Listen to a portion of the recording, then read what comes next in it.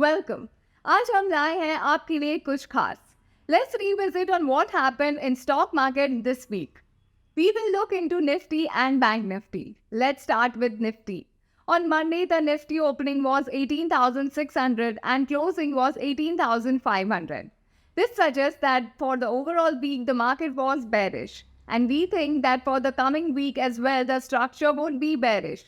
Nifty has given signs of correction 80, 440 and 450 levels. Two important levels for Nifty is 18,650 and 18,440.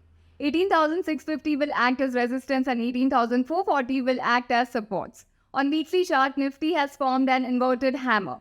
Weekly closing was also bearish. Now we will talk about Bank Nifty. On Monday, the opening of the Bank Nifty was 44,100 and 44,900 was closing, which suggested bearish signal.